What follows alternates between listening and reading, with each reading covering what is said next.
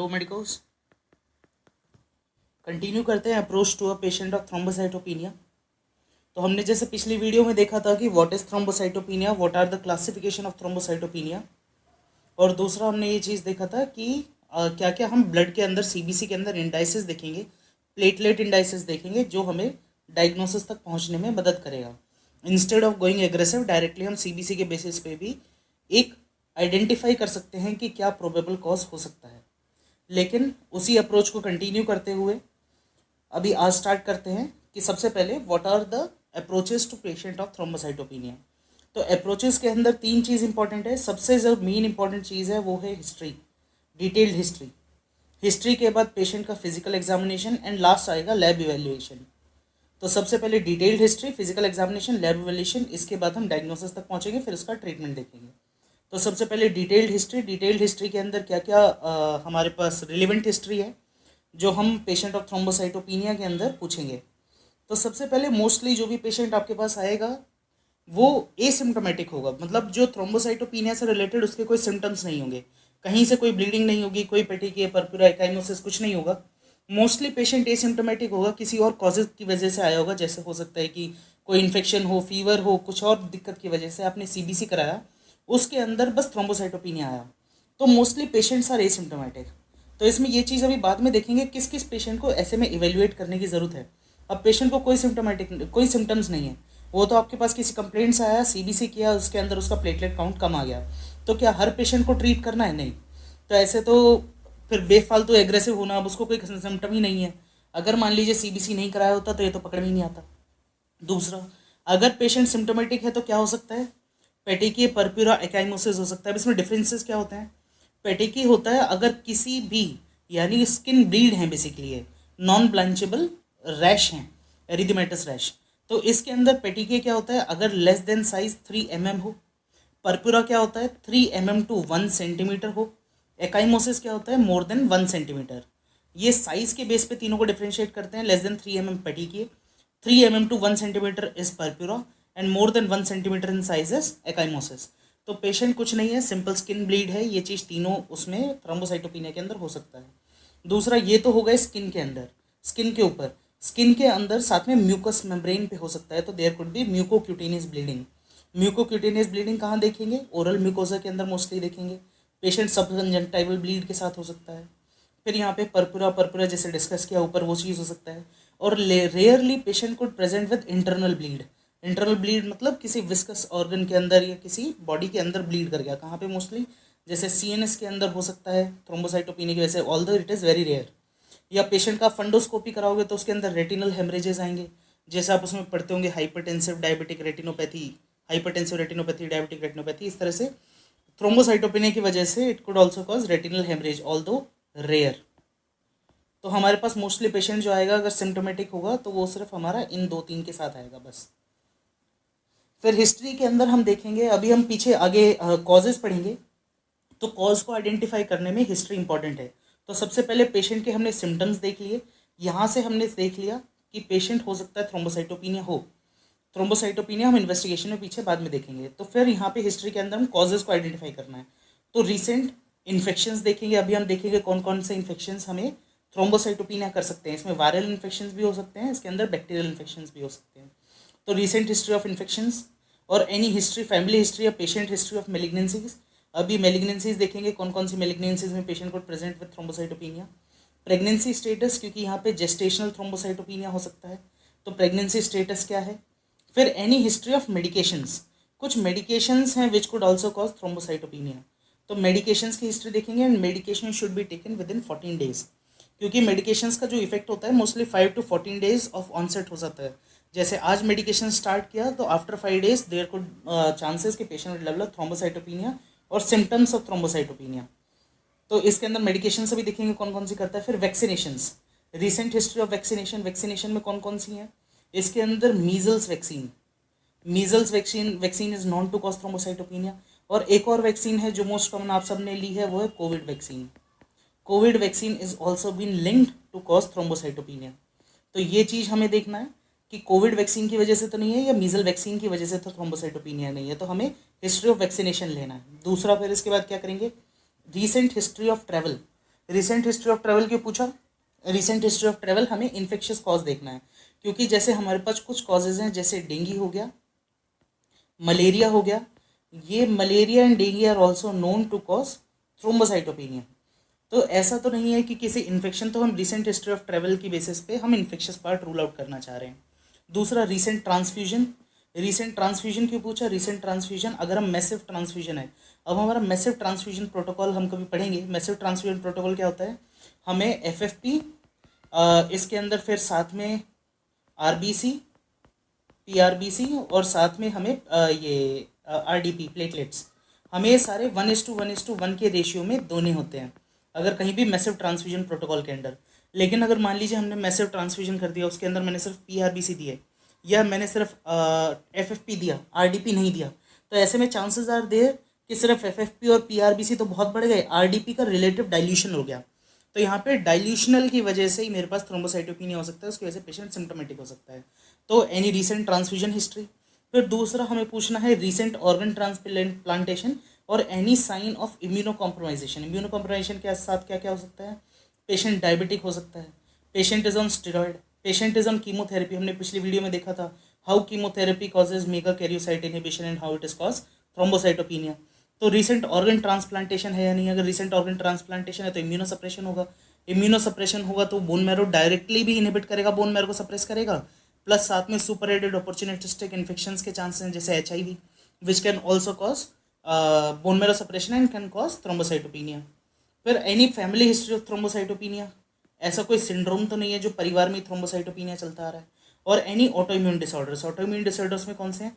जैसे family history या खुद को उसको हो SLE, रूमेटॉइड आर्थराइटिस, इसके अंदर फिर हमें पूछना है एक एप्ला, या प्रेगनेंसी के टाइम पे हेल्प सिंड्रोम।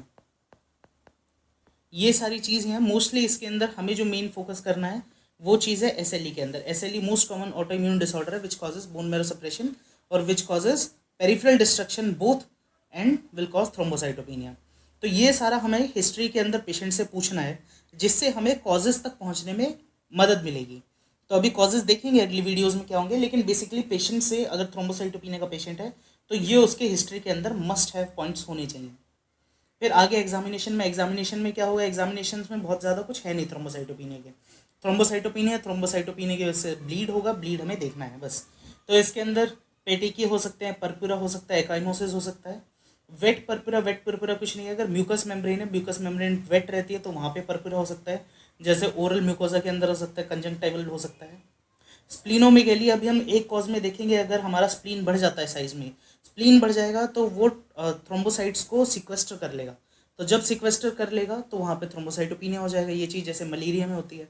ये CLD पेशेंट जैसे रहते हैं, लीवर के जो रहते हैं, क्रॉनिक एल्कोहलिक सिरोसिस रहते हैं, नॉन एल्कोहलिक सिरोसिस पेशेंट रहते हैं, उनमें अगर पोर्टल हाइपरटेंशन है, स्प्लीनोमेगेली है, तो हर पेशेंट में आपने देखा होगा कि थ्रोम्बोसाइट्स कम रहते हैं, प्लेटलेट कम रहती हैं। तो उसमें क्यों कम है? क्योंकि स्प्लीनोमेगेली है तो वो प्लेटलेट को सिक्वेस्टर कर रही है। फिर हम ये चीज़ देख सकते हैं, अगर मैंने किसी वजह से फंडोस्कोपी कराया तो उसके अंदर रेटिनल हेमरेजेस तो नहीं है फंडोस्कोपी के अंदर, या पेशेंट का GCS पुअर तो नहीं है, could be sign of CNS haemorrhage, could be sign of internal bleed. तो ये चीज़ एग्जामिनेशन में हो सकता है। एग्जामिनेशन में बहुत ज़्यादा थ्रोम्बोसाइट्स में है नहीं, ठीक है। तो अभी जैसे हमने पीछे देख लिया कि हमारा हिस्ट्री क्या रहेगा, फिजिकल एग्जामिनेशन क्या रहेगा, लैब इवेल्यूएशन हम बाद में देखेंगे। लैब इवेल्यूएशन वैसे हमने प्लेटलेट के इंडाइसेस ये सब चीज़ तो देख ली थी, और बाकी फर्दर इवेल्यूएशन कैसे रहेगा वो देखेंगे। तो सबसे पहले हम कॉज देखते हैं। तो प्लेटलेट एबनॉर्मलिटी है यहाँ मेरे पास। Platelet abnormality could be quantitative, could be qualitative. Quantitative क्या है कि प्लेटलेट की फंक्शनिंग में गड़बड़ नहीं है, प्लेटलेट नॉर्मल काम कर रही हैं, बस उनका नंबर कम हो गया। तो प्लेटलेट नॉर्मल है, फंक्शनिंग नॉर्मल है, लेकिन प्लेटलेट का नंबर कम है, तो इट इज थ्रोम्बोसाइटोपिनिया।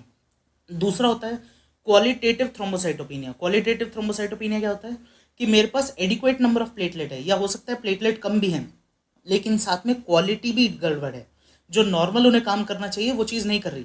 तो यहाँ पे quantitative thrombocytopenia, another is qualitative thrombocytopenia. हमारा जो मेन फोकस रहेगा अभी वो क्वांटिटेटिव थ्रोम्बोसाइटोपिनिया का रहेगा।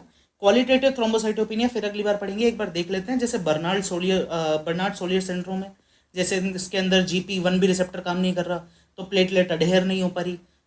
ये ग्लेंजमैन डिजीज़ है, ग्लेंजमैन सिंड्रोम है, इसके अंदर हमारे पास GP2 भी 3 काम नहीं कर रहा।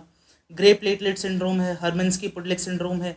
तो ये सारे हमारे पास क्वालिटेटिव थ्रोम्बोसाइटोपिनिया है, ये चीज़ अगली वीडियो में देखेंगे। अभी मेन फोकस रखते हैं क्वांटिटेटिव थ्रोम्बोसाइटोपिनिया। क्वांटिटेटिव थ्रोम्बोसाइटोपिनिया के अंदर जैसे भी बताया प्लेटलेट काउंट रिड्यूस है, इसके अंदर हमारे पास क्वालिटी में डिसफंक्शन नहीं है। तो इसके कॉजेज देखते हैं, इसके कॉजेज क्या होंगे हमारे पास। बेसिक ये चीज़ दो याद रखने हैं, वन इज डिक्रीज प्रोडक्शन, या तो मेरा बोन मैरो प्लेटलेट को बना ही नहीं रहा, या अगर बोन मैरो एडिक्वेट बना रहा है तो जो मेरा प्लेटलेट बाहर निकल रहा है उसका पेरिफेरी में डिस्ट्रक्शन हो रहा है। और तीसरे चौथे क्या हो सकते हैं, सिक्वेस्ट्रेशन, जैसे हमने अभी पढ़ा कि या तो स्प्लीन हाइपर स्प्लीनिज्म है, जैसे पोर्टल हाइपरटेंशन के अंदर तो स्प्लीन बढ़ गया, तो जो स्प्लीन बढ़ गया उसने सारे प्लेटलेट को अपने अंदर सिक्वेस्टर कर लिया, उसको डिस्ट्रॉय कर दिया, तो मेरे पास थ्रोम्बोसाइटोपिनिया। या चौथा हो सकता है डाइल्यूशनल। डाइल्यूशनल अभी जैसे देखा था, मैसिव पीआरबी से ट्रांसफ्यूजन किया, उसके साथ मैंने आरडीपी नहीं दिया, प्लेटलेट नहीं दिया 1:1:1 रेशियो के अंदर, तो ऐसे में मेरे पास रिलेटिव डाइल्यूशन की वजह से थ्रोम्बोसाइटोपिनिया हो सकता है, ट्रांजिएंट थ्रोम्बोसाइटोपिनिया। तो सबसे पहले डिक्रीज प्रोडक्शन पे आते हैं। डिक्रीज प्रोडक्शन में there could be bone marrow disease और there could not be a bone marrow disease. Bone marrow disease हो भी सकता है जिसकी वजह से प्रोडक्शन कम हो, या ऐसे कुछ हो जिसकी वजह से बोन मैरो पे इफेक्ट आ रहा हो और वो एडिक्वेटली प्रोड्यूस नहीं कर पा रही हो। तो सबसे पहले disease in bone marrow. Disease in bone marrow में हमने पिछली वीडियो में देखा था एप्लास्टिक एनीमिया, ये ग्लोबल बोन मैरो फेलियर है। यहाँ पे ना मेरे पास टीएलसी बन रहे हैं, ना मेरे पास एरिथ्रॉइड लीनिएज पीआरबीसीज बना रही है, ना मेरे पास प्लेटलेट बन रहा है, तो aplastic anaemia is a cause.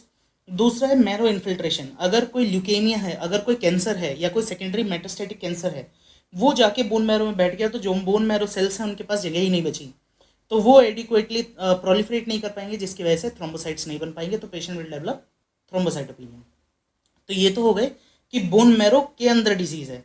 अब बोन मैरो में ना डिजीज हो फिर भी हमारे पास बोन मैरो ठीक से काम नहीं कर रही, उसके अंदर क्या है, सबसे पहले ड्रग इंड्यूस्ड कुछ ड्रग्स होती हैं जो बोन मैरो को सप्रेस करेंगी और एडिक्वेट प्लेटलेट मेगा कैरियोसाइट से प्लेटलेट को नहीं बनने देंगी।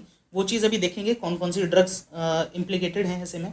दूसरा है इन्फेक्शंस, कुछ इन्फेक्शंस हैं जैसे हमने पढ़ा था डेंगू के अंदर, पिछली जो हमारी सीरीज थी वीडियो की, उसके अंदर how dengue is causing thrombocytopenia, it is basically by bone marrow suppression. तो ये चीज़ हम इन्फेक्शंस भी देखेंगे कौन कौन से infections are associated with bone marrow suppression causing thrombocytopenia. तो ये दो चीज़ हैं, इसके अंदर बोन मैरो में दिक्कत नहीं है। अगर मैं ड्रग को हटा दूं, अगर मैं इन्फेक्शन को ट्रीट कर दूं, तो patient will start developing thrombocytes और थ्रोम्बोसाइटोपिनिया स्टार्ट सेटलिंग।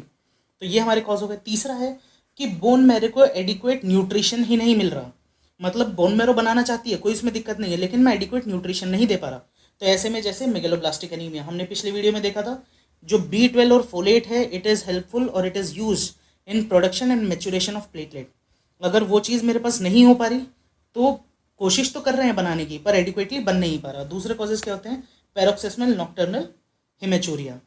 तो ये कॉजेज हो गए, तो ये हमारे कॉजेज हो गए decrease production of bone marrow disease और नॉन बोन मैरो डिजीजेस, ये हो गए। तीसरा है, दूसरा इसके अंदर आएगा फिर इंक्रीज डिस्ट्रक्शन, बोन मैरो बना तो रही है पर there is peripheral destruction which is happening, तो जिसकी वजह से मेरे पास थ्रोम्बोसाइटोपिनिया होगा। इसके अंदर हम इसे दो में डिवाइड करते हैं, immunologic cause and non immunologic cause. Immunologic मतलब कहीं ना कहीं मेरा ऑटो इम्यून सिस्टम इन्वॉल्व है, जो मेरी ऑटो इम्यूनिटी प्लेटलेट को डिस्ट्रॉय कर रही है, जिसकी वजह से मेरे पास थ्रोम्बोसाइटोपिनिया है। तो इसके अंदर ऑटो इम्यून डिसऑर्डर्स आएंगे, जैसे इसके अंदर अभी हमने पढ़ा था SLE हो गया, रूमेटॉइड आर्थराइटिस आ गया, एप्ला सिंड्रोम आ गया, ये सब हो गए। फिर कुछ ड्रग्स होती हैं, drugs is causing activation of immune system to cause platelet destruction, या सर्टेन इन्फेक्शन है which are activating the immune response against the platelet, जिसकी वजह से मेरे पास थ्रोम्बोसाइटोपिनिया है। ये चीज़ अभी देखेंगे। फिर दूसरे नॉन इम्यून कॉजेज के अंदर क्या होगा, मेरे पास इम्यून सिस्टम एक्टिवेटेड नहीं है। यहाँ पे कहीं ना कहीं मेरे पास इस तरह से एक तरह से मान सकते हैं कि कंजम्पटिव कोएगुलोपैथी, ये तो खैर DIC के टर्म है, इसमें इम्यून सिस्टम एक्टिवेटेड नहीं है, इसमें कुछ और डिजीज हो रहा है जिसकी वजह से प्लेटलेट मेरी डैमेज हो रही हैं, जिसकी वजह से थ्रोम्बोसाइटोपिनिया हो रहा है। तो इसके अंदर जैसे डिफ्यूज इंटरवेस्कुलर कोएगुलेशन, इसके अंदर मेरा सारे जो क्लॉटिंग है वो एक्टिवेट हो जाएगा, प्लेटलेट डिस्ट्रॉय कंज्यूम होनी शुरू हो जाएंगी, तो प्लेटलेट मेरे पास बचेंगी ही नहीं जब सारी कंज्यूम हो गई। थ्रोम्बोटिक थ्रोम्बोसाइटोपिनिक परप्यूरा, इसके अंदर भी मेरे प्लेटलेट ने थ्रोम्बस बना दिया, तो मेरे पास रिलेटिवली प्लेटलेट बचेंगी ही नहीं। फिर कैवर्नस हिमेंजियोमा और माइक्रो एंजियोपैथिक हिमोलिटिक अनीमिया, ये सारे हम कॉजेज देखेंगे कैसे रूल आउट करेंगे, ये सारे करेंगे। तो नॉन इम्यून में diffuse intravascular coagulation, thrombotic thrombocytopenic purpura, cavernous haemangioma, micro angiopathies, haemolytic anaemia और यूरेमिक सिंड्रोम, ये सारे आएंगे हिमोलिटिक यूरेमिक सिंड्रोम। फिर सिक्वेस्ट्रेशन हमने देख लिया, सिक्वेस्ट्रेशन में हमारा hypersplenism, it is mostly in CLD patient और पोर्टल हाइपरटेंशन पेशेंट जिसके अंदर स्प्लीनोमेगेली है, which is causing sequestration of platelet and in turn causing thrombocytopenia. और डाइल्यूशनल हमने देख लिया, अगर हमारे पास मैसिव ट्रांसफ्यूजन प्रोटोकॉल में RTP ना दिए जाएँ तो there is relative deficiency of platelet in turn causing thrombocytopenia. तो ये हमारे बेसिक कॉजेज ऑफ थ्रोम्बोसाइटोपिनिया है, क्वांटिटेटिव एंड क्वालिटेटिव। इसको एक बार और देखना, इट्स वेरी इजी। इसकी वजह से हमें पेशेंट को अप्रोच करना आसान पड़ेगा। जैसे हमने अभी पीछे देखा कॉजेज ऑफ थ्रोम्बोसाइटोपिनिया, लेकिन वहाँ पे हमारे पास हमने ड्रग्स डिस्कस नहीं करी, इन्फेक्शंस डिस्कस नहीं करी। तो यहाँ पे हम देखेंगे कौन कौन से ड्रग्स हैं, कौन कौन से इन्फेक्शंस हैं which are responsible for causing thrombocytopenia. तो इसके अंदर कॉमन कॉजेज ऑफ थ्रोम्बोसाइटोपिनिया के अंदर सबसे पहले will see for drug induced immune thrombocytopenia. तो इसके अंदर कौन कौन से हमारे पास ड्रग्स हैं which are causing thrombocytopenia. First is heparin. जैसे हमने देखा था कि उसके अंदर कुछ ड्रग्स हैं which are activating the immune response, जो इम्यून रिस्पॉन्स है which in turn is causing thrombocytopenia. तो इसके अंदर सबसे पहले हेपेरिन है। हेपेरिन जो कॉज करता है थ्रोम्बोसाइटोपिनिया, उसके लिए स्पेसिफिक टर्म है, उसको बोलते हैं हेपेरिन इंड्यूस थ्रोम्बोसाइटोपिनिया। इसको पीछे पढ़ेंगे क्या क्या इसके डायग्नोसिस होता है, क्या इसका ट्रीटमेंट होता है। तो heparin. Another is quinine. Quinine mostly बहुत यूज़ करते हैं, ओवर द काउंटर ड्रग्स है जैसे लेग क्रैम्प्स के लिए, बेवरेजेस में यूज़ होता है। तो it is also responsible for causing thrombocytopenia. And another is sulphonamides. Sulphonamides एक ध्यान रखना है, सल्फोनामाइड्स में कौन सी mostly trimethoprim sulphamethoxazole most common prescribed antibiotic है by the name of Bactrim और सेप्ट्रान। तो इसमें सल्फोनामाइड्स एक ध्यान रखना है। फिर दूसरा हमारे पास acetaminophen. It is also very commonly prescribed medication for pain, headache, और बहुत कॉमन प्रिस्क्राइब करते हैं। It is also responsible for causing thrombocytopenia. And another important is ampicillin, piperacillin, and another is vancomycin. These three drugs are also responsible, these three antibiotics are also responsible for causing thrombocytopenia. तो drugs के अंदर क्या याद रखना है, heparin, quinine, trimethoprim sulfamethoxazole, acetaminophen, ampicillin, piperacillin और vancomycin. These are the drugs responsible for causing thrombocytopenia.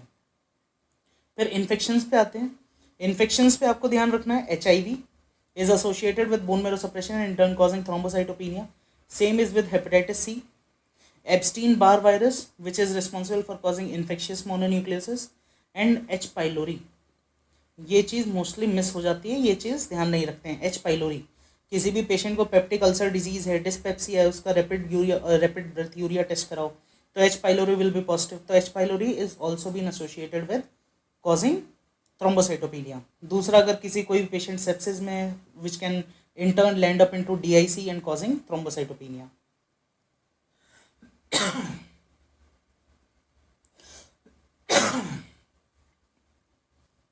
तो ये तो हो गए हमारे पास इन्फेक्शंस में अब हमारे पास कुछ ट्रॉपिकल इन्फेक्शंस हैं which are responsible for causing thrombocytopenia. इसके अंदर मेरे पास है malaria, babesiosis and another is dengue. These are also responsible for causing thrombocytopenia. Malaria, babesiosis, dengue.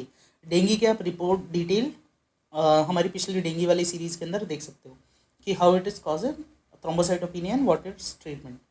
ये चीज़ हो गया। हाइपरस्प्लेनिज्म हमने पढ़ लिया, hypersplenism how it's causing thrombocytopenia by sequestration.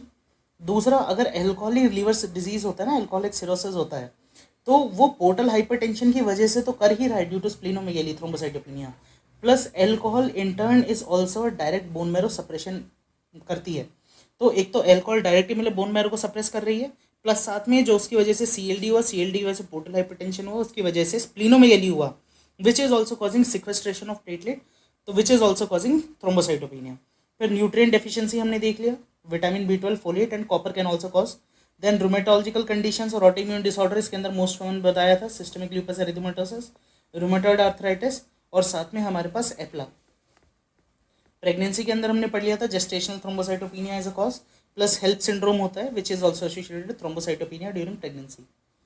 तो अब ये हमारे पास है approach to thrombocytopenia. In simple way हम किस तरह से अप्रोच करेंगे पेशेंट को if patient is having thrombocytopenia. अभी ये चीज़ हम देखेंगे, ये अप्रोच वहाँ पे है जहाँ पे कुछ समझ में नहीं आ रहा कि किस तरह से करना है। अब इस अप्रोच को जब हम ITP पढ़ेंगे तो उसके अंदर हम कॉन्ट्राडिक्ट करेंगे, है ना। तो लेकिन ये चीज़ है, अगर कुछ नहीं समझ में आ रहा तो इस अप्रोच को फॉलो करेंगे। ये विंट्रॉब की है अप्रोच, तो इसको अप्रोच फॉलो करेंगे, still we can reach the diagnosis. Easy simple approach. तो इसके अंदर क्या है, कोई भी पेशेंट थ्रोम्बोसाइटोपिनिया आया आपके पास, आप उसको सूडो थ्रोम्बोसाइटोपिनिया को रूल आउट करेंगे, या तो आप रिपीट प्लेटलेट कराइए या फिर हमें ईडीटीए को स्किप करना है। ईडीटीए के अंदर सैंपल ना भेज के 3% सोडियम सिट्रेट या हिपेरिनाइज्ड वाइल में भेजें, या प्लेटलेट क्लम्पिंग हम पेरिफेरल स्मीयर पे देखें। ये चीज़ हमने पिछले वीडियो में देख लिया था, सूडो थ्रोम्बोसाइटोपिनिया, वहाँ पीछे देख लीजिएगा। दूसरा है, अगर हमारे पास फिर डिटेल हिस्ट्री हम लेंगे पेशेंट की, डिटेल हिस्ट्री लेंगे इसके अंदर कि कॉज ऑफ थ्रोम्बोसाइटोपिनिया क्या है, क्या यानी रिसेंट कीमोथेरेपी की हिस्ट्री है, रेडियोथेरेपी की हिस्ट्री है, स्प्लीनोमेगेली है, कोई एल्कोहल की हिस्ट्री है, सीएलडी की हिस्ट्री है, कोई रिसेंट ब्लड ट्रांसफ्यूजन की हिस्ट्री है, कोई इन्फेक्शन की हिस्ट्री है, कोई ड्रग की हिस्ट्री है कि कोई ड्रग ली हो विद इन 5 to 10 days। तो क्या ये सारी चीज़ें यस, तो हम डिटेल हिस्ट्री पे अराउंड 50 to 60% पेशेंट को यहीं पे ट्रीट करना शुरू कर देंगे। ट्रीटमेंट कुछ नहीं है, बस सिर्फ अंडरलाइन कॉज को हटाओ और ट्रीट करो, यहीं पे पेशेंट ठीक हो जाएगा। यहाँ पे हमारे अराउंड 50% पेशेंट इधर ही निकल जाएंगे। बचे हुए 50% पेशेंट में कोई मेरे पास आइडेंटिफाई कॉज नहीं है, यहाँ पे नो। अगर मेरे पास कोई आइडेंटिफाई कॉज नहीं है तो यहाँ पे आप बोन मैरो एग्जामिनेशन कर लो। अब यहाँ पे मैं ये चीज़ बता रहा था जो मैं कॉन्ट्राडिक्ट करेंगे हम आईटीपी के अंदर, वो यहाँ पे करेंगे। हर बार बोन मैरो नहीं ज़रूरी है, पर ठीक है, नहीं समझ में आ रहा तो यहाँ पे we can do bone marrow examination. Bone marrow examination में will look for megakaryocytes जो प्लेटलेट प्रिकर्सर्स हैं।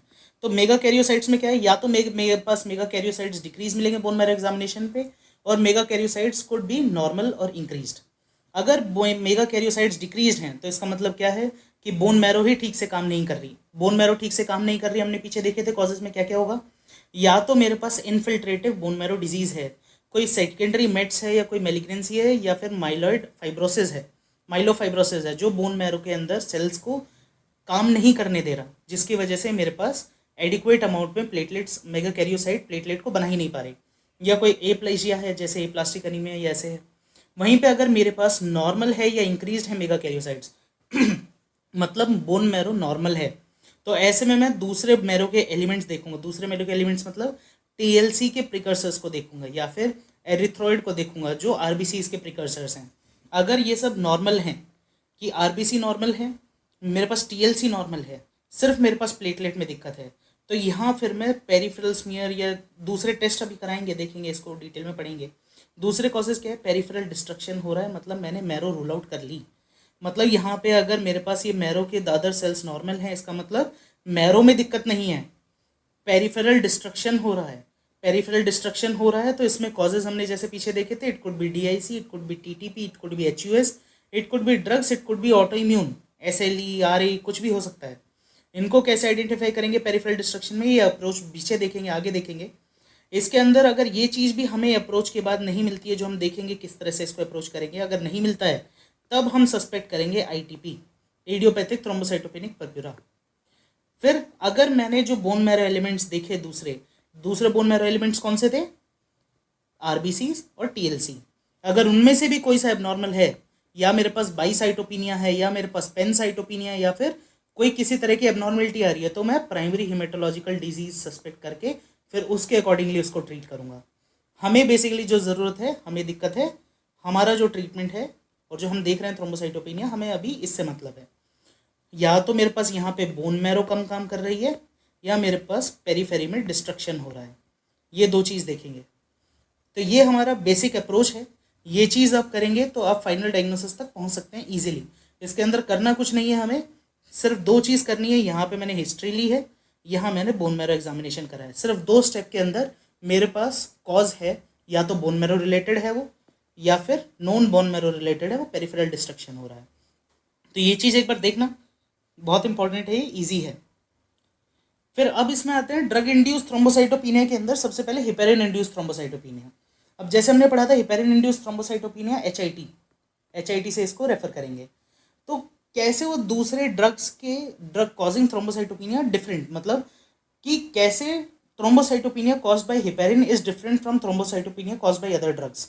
इसमें 2 मेजर इफेक्ट्स हैं। सबसे पहले, it usually not causes severe thrombocytopenia, severe thrombocytopenia इसके अंदर नहीं होता। दूसरा इसके अंदर क्या है, थ्रोम्बोसाइटोपिनिया अगर होगा तो आप क्या सोचोगे, ब्लीड होगा पेशेंट, है ना। हमने जैसे पीछे ही पढ़ा पर्प्यूरा, पेटिकिए, एकाइमोसिस और साथ में म्यूकोक्यूटेनियस ब्लीड, यहाँ पे ऐसे नहीं होता। Heparin induce thrombocytopenia is in turn present with thrombosis, यहाँ पे प्लेटलेट प्लग बन जाता है। थ्रोम्बोसिस हो रहा है तो इंटर्न हेपेरिन इंड्यूस थ्रोम्बोसाइटोपिनिया का ट्रीटमेंट हमारा क्या है, एंटीकोएगुलेंट है ना। तो ये चीज़ देखना है इसमें। तो मैकेनिज्म ऑफ थ्रोम्बोसाइटोपिनिया क्या है इसके अंदर, ये इंपॉर्टेंट नहीं है। इसके अंदर बेसिकली एंटीबॉडी फॉर्म होती हैं to a complex of PF4 and heparin which in turn causing thrombocytopenia. ये चीज़ इंपॉर्टेंट नहीं है। तो ये चीज़ है, इसके अंदर कुछ पेशेंट्स में एंटीबॉडी डेवलप होगी जिसमें हेपेरिन इंड्यूस थ्रोम्बोसाइटोपिनिया डेवलप होगा, उसमें से कुछ पेशेंट में थ्रोम्बोसिस होगा। तो पेशेंट यूजुअली एसिम्प्टोमेटिक होता है इसके अंदर ना, हेपेरिन इंड्यूस थ्रोम्बोसाइटोपिनिया में यूजुअली थ्रोम्बोसिस इतना होता नहीं है। फिर ये होता किससे है, अब जैसे मेरे पास हेपेरिन है, हेपेरिन के अंदर अनफ्रैक्शनेटेड हेपेरिन है, लो मोलिकुलर वेट हेपेरिन है। तो जो अनफ्रैक्शनेटेड रो हेपेरिन है it is known to cause heparin induced thrombocytopenia. Unfractionated heparin के बाद अब इसका डायग्नोसिस कैसे करेंगे, इसका डायग्नोसिस यूजुअली क्लिनिकल डायग्नोसिस होता है, सिर्फ सिम्टम्स के बेसिस पे। इसमें 4 T's देखने होते हैं। 4 T's में क्या होता है, evidence of thrombocytopenia and thrombocytopenia is not very severe. हमने वेरी सीवियर थ्रोम्बोसाइटोपिनिया देखा था विच इज लेस देन 20,000। तो इसके अंदर रेयरली वेरी सीवियर थ्रोम्बोसाइटोपिनिया होता है, rarely it is more than 20,000 only, लेकिन थ्रोम्बोसाइटोपिनिया है। और टाइमिंग ऑफ प्लेटलेट ड्रॉप क्या होगा, मैंने आज इसको हिपेरिन दिया, हिपेरिन देने के विद इन 5 to 14 डेज के अंदर इफेक्ट आ जाना चाहिए। मैंने आज हिपेरिन दिया तो उसके अगले 5 से 14 दिन के अंदर थ्रोम्बोसाइटोपिनिया डेवलप हो जाना चाहिए। अगर उसके बाद या पहले होता है तो unlikely it is heparin induced thrombocytopenia. Plus हमने क्या पढ़ा था, इसके अंदर ब्लीडिंग नहीं होती, इसके अंदर होता है थ्रोम्बोसिस। तो evidence of platelet plug should be there, evidence of thrombosis और other causes of thrombocytopenia should be ruled out. Other causes क्या हैं, जैसे ऑटोइम्यून कॉजेज हो गए, जैसे कोई अदर ड्रग्स हो गई, कोई इन्फेक्शन हो गया, ये सारे causes should be ruled out. जब ये सारे 4 क्राइटेरिया मीट होंगे, ऑल 4, तो इसके अंदर मैं इसको डायरेक्टली डायग्नोस कर लूँगा हेपेरिन इंड्यूस थ्रोम्बोसाइटोपिनिया और फिर उसके अकॉर्डिंग ट्रीटमेंट स्टार्ट करेंगे। ये चीज़ में टाइम ड्यूरेशन है, जैसे 0 डे पे मैंने हेपेरिन दिया तो risk of heparin induced thrombocytopenia is maximum between 5 to 14 days. तो ये हमारा हेपेरिन इंड्यूस थ्रोम्बोसाइटोपिनिया है। डायग्नोसिस कैसे, अब जैसे बताया था क्लिनिकल डायग्नोसिस, और I can do anti heparin और PF4 एंटीबॉडीज बाय एलाइजा, कोई नहीं करता इसको। तो इस सेरोटोनिन रिलीज ऐसे it is also not important. Treatment, अब ट्रीटमेंट बेसिकली हमने बताया था कि इसके अंदर थ्रोम्बोसिस हो रहा है। जब थ्रोम्बोसिस हो रहा है तो मुझे इसके अंदर एंटीकोएगुलेंट ही देने रहेंगे, लेकिन एंटीकोएगुलेंट क्या मैं दोबारा से हेपेरिन स्टार्ट कर दूं, नहीं, है ना, उसकी वजह से तो सारी दिक्कत हुई है। तो इसके अंदर मैं डायरेक्ट थ्रोम्बिन इनहिबिटर स्टार्ट करूंगा, है ना। इसके अंदर क्या स्टार्ट कर सकते हैं, अर्गेट्रोबेन स्टार्ट कर सकते हैं, ल्यूपिरिडइन स्टार्ट कर सकते हैं। यही मोस्टली FDA अप्रूव्ड है हेपेरिन इंड्यूस थ्रोम्बोसाइटोपिनिया के अंदर। बिवेलिरुडीन भी दे सकते हैं, फोंडापेरिनॉक्स भी दे सकते हैं, तो but these are not FDA approved. ठीक है, अब ये चीज़ है, अगर किसी पेशेंट को आपने सस्पेक्ट किया कि हेपेरिन इंड्यूस थ्रोम्बोसाइटोपिनिया हुआ है, लेकिन कोई थ्रोम्बोसिस का इवेंट अभी तक नहीं हुआ, कोई प्लेटलेट प्लग कहीं पे नहीं बना, कोई ऐसा कुछ नहीं इवेंट हुआ, तो स्टिल क्या उसको ट्रीट करना है, हाँ ट्रीट करना है ना। तो still will consider anticoagulation even in the absence of thrombosis, क्योंकि अभी नहीं हुआ, हो सकता है कल हो जाए, तो एंटीकोएगुलेंट तो स्टिल पेशेंट को देने हैं। अगर किसी को थ्रोम्बोसिस आता है, मान लीजिए किसी को CAD हो गया, ये कोई CAD हो गया या फिर सेरिब्रोवैस्कुलर एक्सीडेंट हो गया, तो ऐसे में वी शुड कंसिडर वॉरफेरिन। ऐसे में हमें वॉरफेरिन देना है, और वॉरफेरिन फॉर 3 months, और उसके साथ हमें वॉरफेरिन देना है ब्रिजिंग थेरेपी के साथ। और ब्रिजिंग थेरेपी हेपेरिन के साथ नहीं करना है, इसके अंदर या तो हम देंगे डायरेक्ट थ्रोम्बिन इनहिबिटर्स देंगे या फिर फोंडापेरिनॉक्स देंगे। अगर थ्रोम्बोसिस होता है तो इसके अंदर वॉरफेरिन नहीं है, इसके अंदर डायरेक्ट ओरल एंटीकोएगुलेंट्स नहीं है, है ना। वॉरफेरिन नहीं है, उसके ऊपर ट्रायल ही हुआ है, वॉरफेरिन के ऊपर डायरेक्ट ओरल एंटीकोएगुलेंट के ऊपर ट्राई नहीं हुआ है। तो ट्रीटमेंट बेसिकली क्या है, हर पेशेंट को हमें डायरेक्ट थ्रोम्बिन इनहिबिटर देना है। अगर पेशेंट को थ्रोम्बोसिस हुआ तो हमें वॉरफेरिन फॉर 3 months देना है under direct thrombin inhibitor bridging therapy. ये इसका बेसिक ट्रीटमेंट है हेपेरिन इंड्यूस्ड थ्रोम्बोसाइटोपिनिया का।